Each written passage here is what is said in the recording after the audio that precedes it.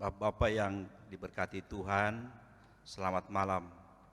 Saat ini kita akan langsungkan ibadah secara live streaming, jadi bapak-bapak bisa beribadah langsung dari rumah. Dan sebagai pelayan firman pada saat ini adalah Pendeta Ibu Yuliana Parapatlende. Sebelum kita mulai ibadah ini, marilah kita bersatu teduh sejenak.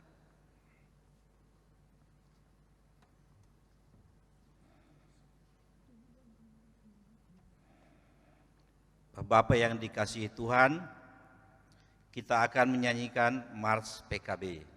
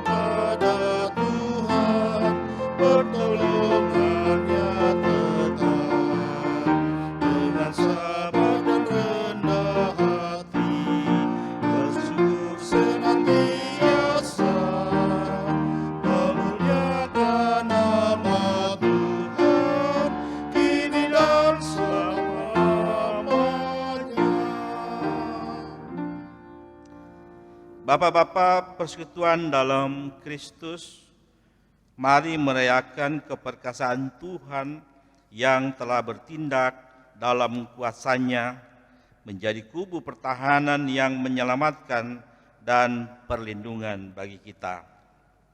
Bapak-bapak, mari kita berdiri, biarlah mulut kita penuh dengan pujian dan hormat bagi kemuliaan Tuhan. Sambil kita menyanyi dari kitab Bakti nomor 255, bait 1 dan 2, rancangan Tuhan.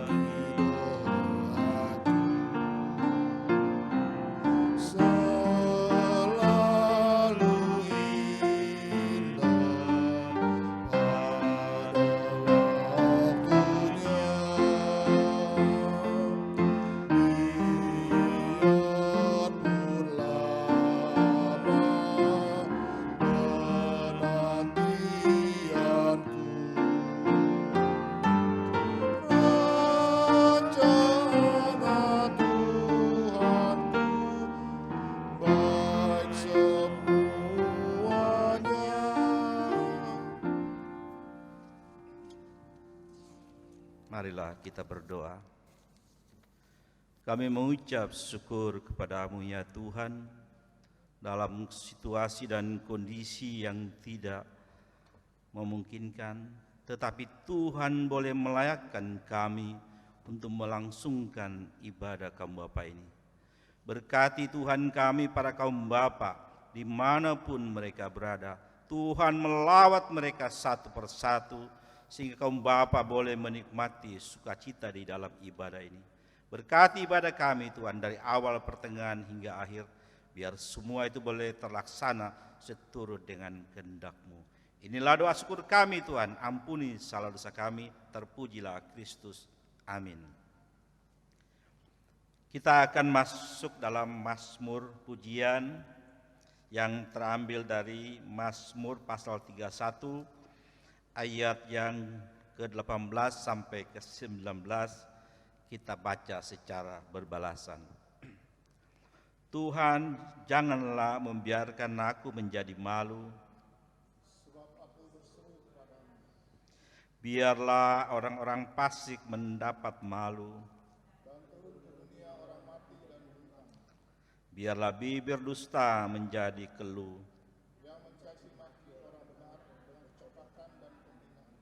Bapak dipersilakan duduk. Sebelum kita masuk dalam pelayanan firman Tuhan, kita akan menyanyi dari kitab Bakti nomor 61 bait 1 dan 2. Tuhan ajarkanlah kehendak-Mu.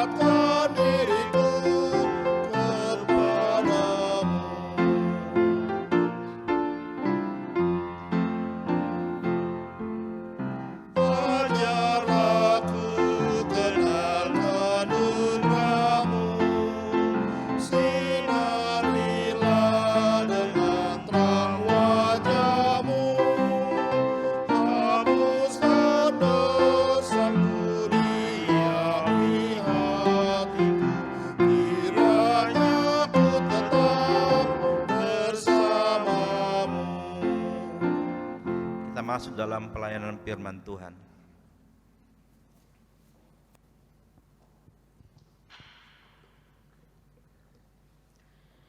Bapak-bapak yang terkasih dalam Tuhan Yesus Kristus, kita akan masuk dalam pelayanan firman Tuhan. Mari kita siapkan pembacaan Alkitab terambil dari Kisah Rasul pasal 9 ayat 36 hingga ayat yang ke-43. Kisah Rasul pasal 9 ayat 36 hingga ayat yang ke-43. Mari kita mohon bimbingan Roh Kudus, kita berdoa. Di malam yang indah ini kami datang menaikkan syukur terima kasih karena sebagai bapak-bapak, kepala rumah tangga, kami boleh disapa oleh kebenaran firman-Mu dalam persekutuan Pelkat PKB. Mari Tuhan, hadirlah dengan kuat kuasa Roh Kudus, sehingga firman Tuhan ini berkuasa atas kehidupan kami. Dalam Yesus Kristus firman yang hidup, kami senantiasa berdoa dan bersyukur. Amin. Saudara-saudaraku, saya undang kita bangkit berdiri. Kisah Para Rasul 9, ayat 36 hingga ayat yang ke-43, demikian firman Tuhan. Di Yope ada seorang murid perempuan bernama Tabita, dalam bahasa Yunani Dorcas. Perempuan itu banyak sekali berbuat baik dan memberi sedekah. Tetapi pada waktu itu ia sakit lalu meninggal, dan setelah dimandikan mayatnya dibaringkan di ruang atas. Lida dekat dengan Yope. Ketika murid-murid mendengar bahwa Petrus ada di Lida, mereka menyuruh 2 orang kepadanya dengan permintaan, segeralah datang ke tempat kami.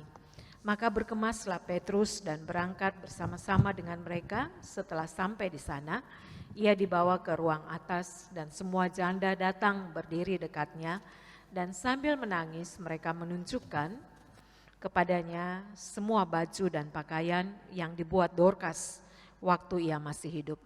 Tetapi Petrus menyuruh mereka semua keluar, lalu ia berlutut dan berdoa. Kemudian ia berpaling ke mayat itu dan berkata, "Tabita, bangkitlah."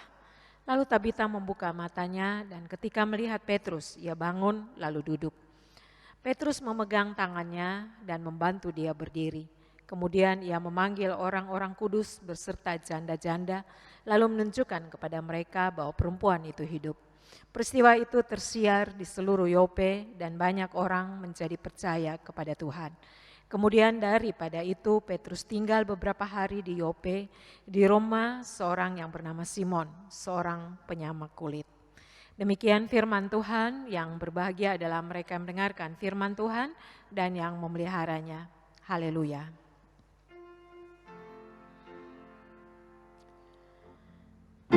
Haleluya,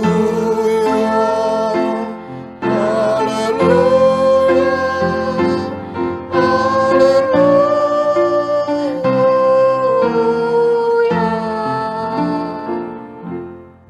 Silakan duduk.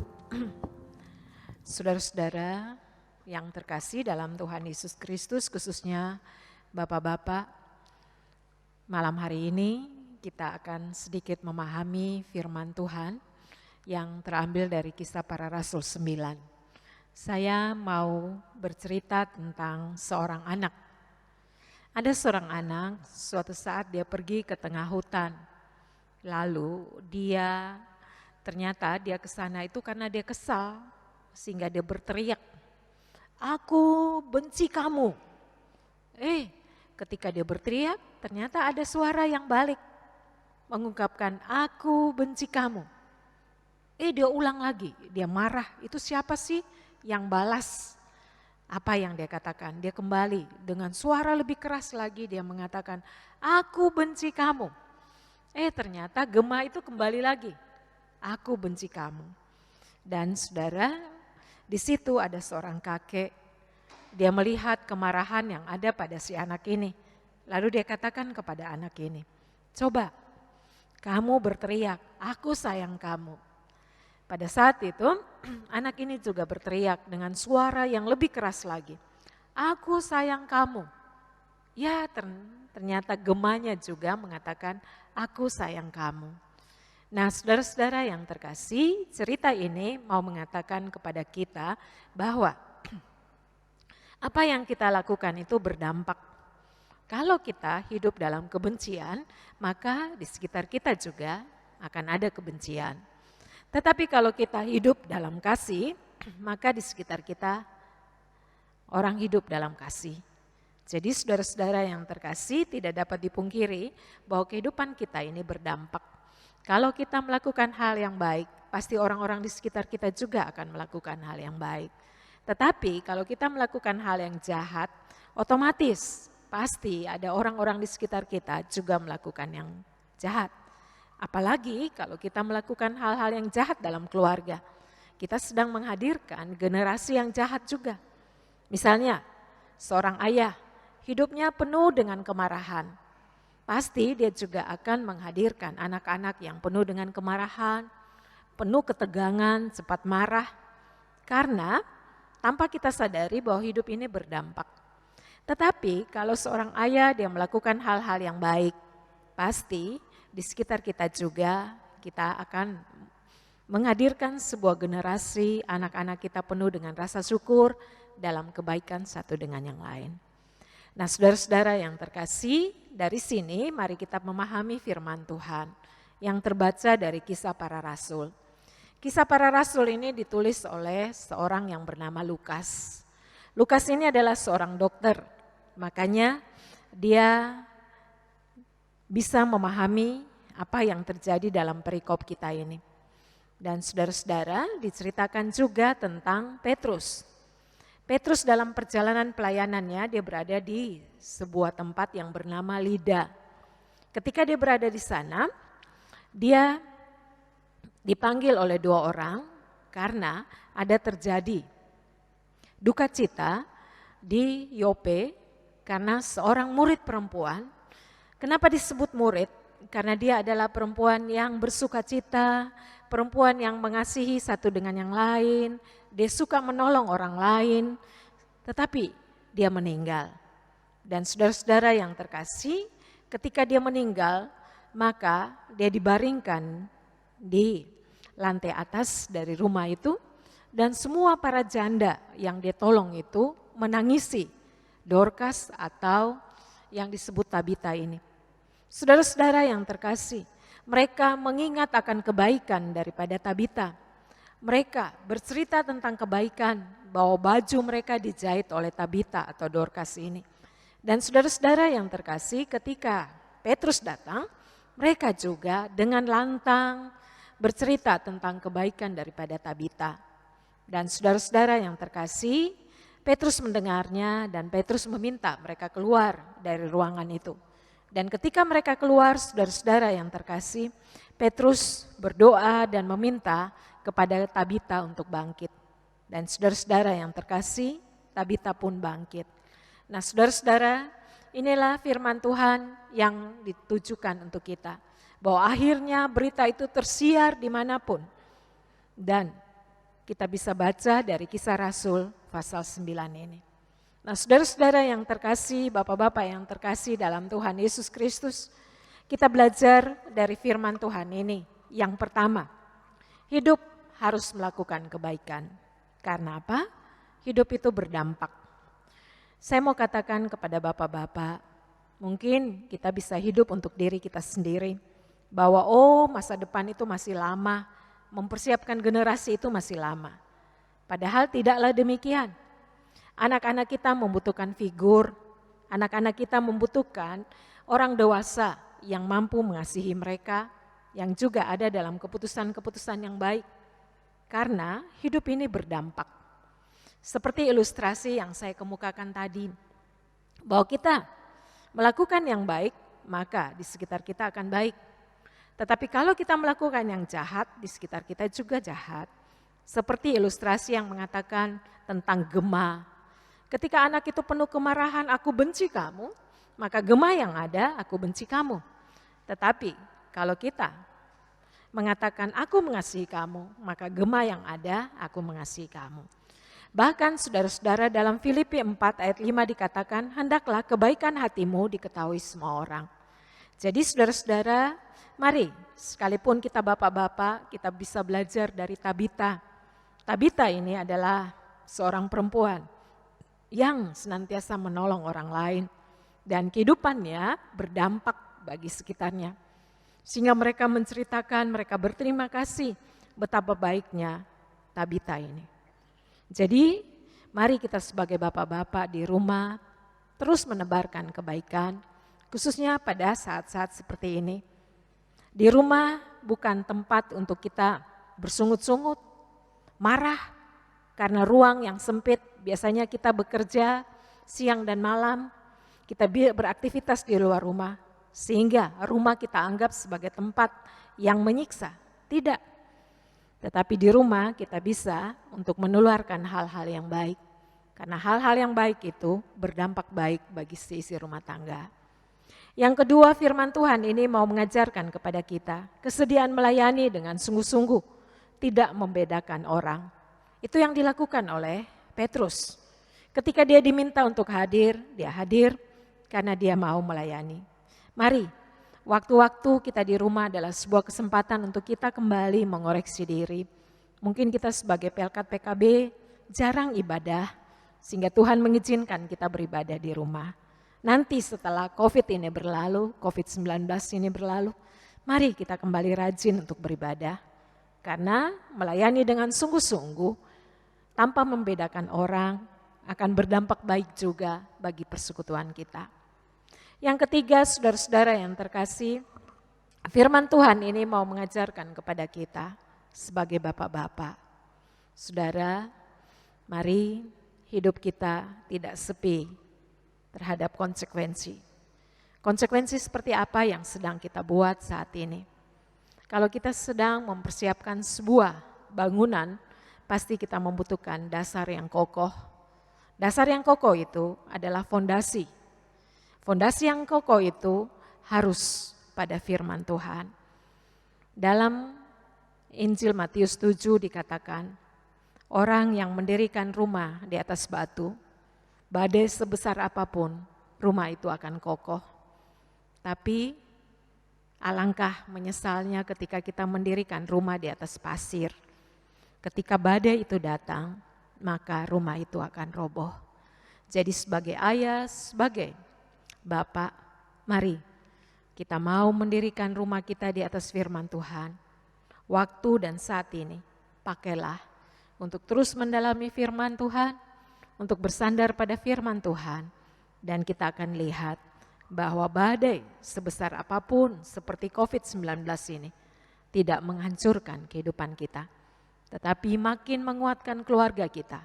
Sekalipun kita hidup dengan sangat terbatas, mungkin tidak ada uang-uang yang datang yang sering kali datang kepada kita, tetapi kita tetap berdiri untuk tetap bersandar kepada Tuhan. Dan anak-anak boleh belajar tentang ketabahan, betapa kita harus tetap bersandar kepada firman Tuhan, karena firman itu adalah kekuatan bagi kita berhadapan dengan badai hidup ini. Biarlah firman Tuhan ini memberikan kekuatan baru bagi setiap bapak-bapak di Jemaat GPIB Rene. Amin.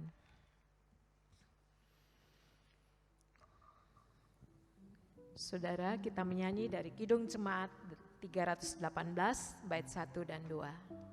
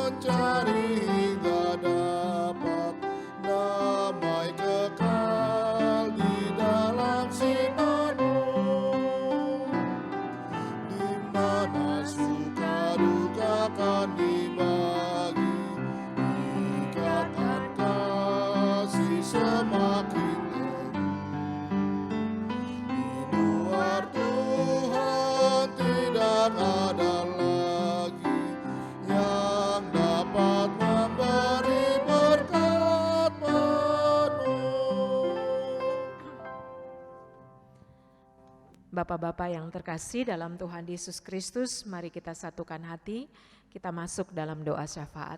Mari kita berdoa.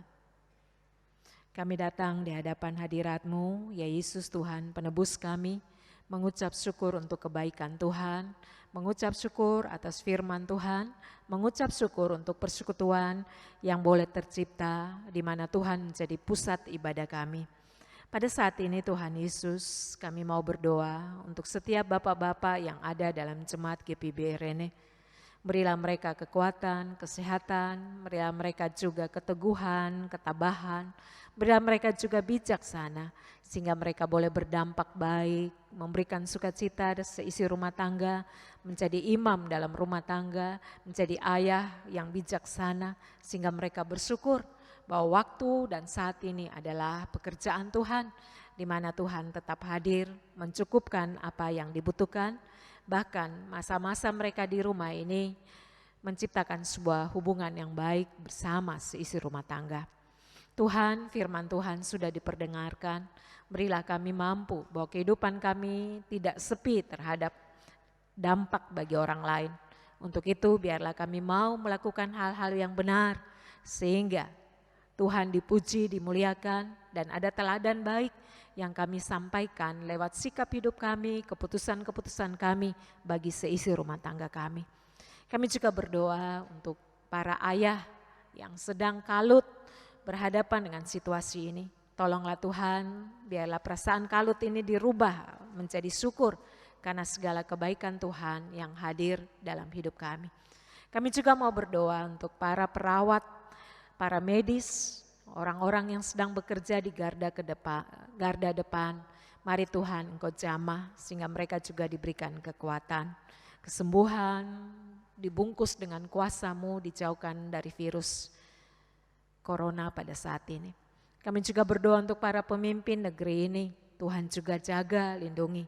Kami percaya, berimankan Tuhan Yesus bahwa semua akan dihalau oleh Tuhan. Tuhan sanggup untuk menyatakan mujizat atas kami. Mujizat-Mu hebat, Engkau mengeluarkan kami dari persoalan-persoalan hidup ini. Tuhan, dari tempat ini kami juga mau berdoa untuk mereka yang sedang berada dalam tekanan-tekanan ekonomi, pekerja-pekerja di pariwisata, hotel, begitupun mereka yang bekerja di instansi-instansi yang sedang berhadapan dengan situasi-situasi dampak dari virus corona ini. Mereka yang harus menutup usaha mereka, mari Tuhan, kami percaya Engkau akan memulihkan dunia ini, memulihkan Indonesia, bahkan Engkau juga akan memulihkan setiap pribadi. Bagi jemaat Irene, Engkau juga mau tolong, biarlah kami tetap setia, kami tetap yakin bahwa Tuhan akan memberikan jalan keluar yang terbaik bagi kami. Anak-anak kami yang sudah menyelesaikan ujian, Engkau juga mau memberkati, sekalipun ujian itu lewat online, biarlah mereka mensyukuri semua yang baik yang Tuhan lakukan. Tuhan Yesus, kami juga berdoa untuk pemerintahan yang berjalan, mulai dari presiden sampai RT RW, Tuhan juga jaga, lindungilah kami. Begitupun para tetangga, begitupun orang-orang yang sedang berjuang untuk kehidupan mereka. Kami juga percaya Tuhan melindungi mereka semua. Tuhan Yesus, berkatilah Bapak-Bapak GPIB Rene, berkatilah keluarga-keluarga yang beribadah. Biarlah kebenaran firman Tuhan ini kembali menguatkan kami. Ampunilah setiap salah dosa yang sudah kami lakukan, kuduskan kami dan perbarulah hidup kami.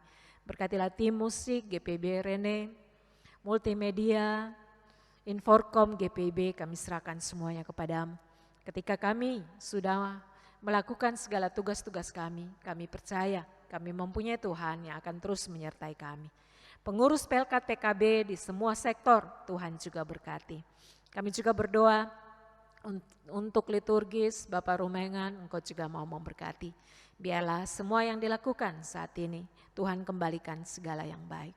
Terima kasih Tuhan, ampunilah setiap salah dosa yang sudah kami lakukan. Kami mohon ampun atas segala salah dosa kami, dan kami menyambut pertolongan Tuhan yang sudah Engkau siapkan bagi kami. Di dalam nama anak-Mu Yesus Kristus yang sudah mengajar kami berdoa. Bapa kami yang di sorga, dikuduskanlah nama-Mu, datanglah kerajaan-Mu, jadilah kehendak-Mu di bumi seperti di sorga. Berilah kami pada hari ini makanan kami yang secukupnya, dan ampuni akan kesalahan kami, seperti kami juga mengampuni orang yang bersalah kepada kami. Dan janganlah membawa kami ke dalam pencobaan, tetapi lepaskanlah kami daripada yang jahat.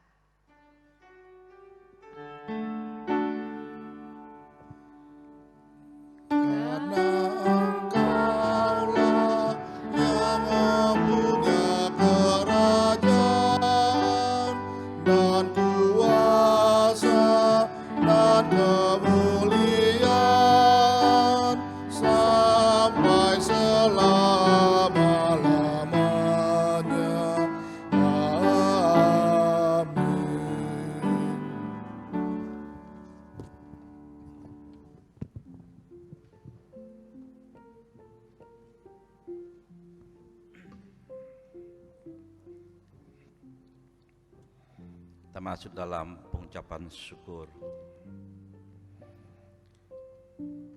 Marilah kita bawa persembahan kita kepada Tuhan dengan penuh sukacita dan untuk kemuliaan-Nya. Karena Dialah sumber berkat dan segala berkat. Dengan mengingat pesan Alkitab dalam Matius 6 ayatnya yang ke-33 yang menyatakan, tetapi carilah dahulu kerajaan Allah dan kebenarannya, maka semuanya itu akan ditambahkan kepadamu. Sambil memberikan persembahan kepada Tuhan, kita naikkan pujian dari Kidung Jemaat 286, bait 1 dan 2, Bumi dan Langit Pujilah.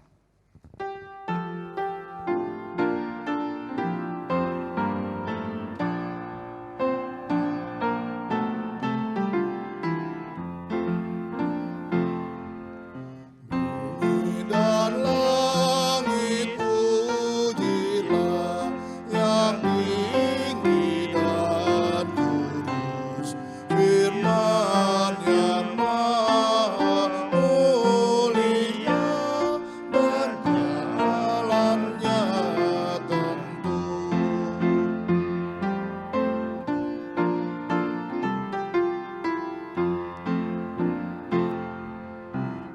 Betapa kasih hikmatnya mendahati ciptaan, sang Adam baru menjelma, penolong yang ajaib. Bapak-bapak, mari kita berdiri untuk menyerahkan persembahan kita kepada Tuhan dalam doa syukur. Mari kita berdoa. Kami bersyukur kepadamu Tuhan, kalau malam hari ini Tuhan masih izinkan kami, para kaum bapa, untuk beribadah kepadamu. Berkati kami ya Tuhan di tengah-tengah kesulitan yang ada. Tuhan senantiasa menolong memberkati kami, agar kami dapat menghidupi seluruh kehidupan keluarga kami. Terima kasih juga Tuhan, lewat ibadah ini Tuhan boleh melayakkan kami memberikan persembahan syukur. Berkati Tuhan, kami yakin dan percaya apa yang kami miliki, apa yang sudah Tuhan berikan bagi kami, itu juga yang kami persembahkan kepadamu sebagai tanda syukur terima kasih kami. Kiranya Tuhan memberkati persembahan ini, kiranya dapat dipergunakan untuk pelayanan dan kesaksian di tengah-tengah jemaat kami. Inilah doa syukur kami Tuhan, ampuni salah kami, terpujilah Kristus. Amin. Saudara-saudaraku, kita tetap berdiri. Mari pulanglah dalam damai sejahtera Tuhan dan jadilah pelaku firman Tuhan di kehidupan kita sehari-hari. Kidung Jemaat 285.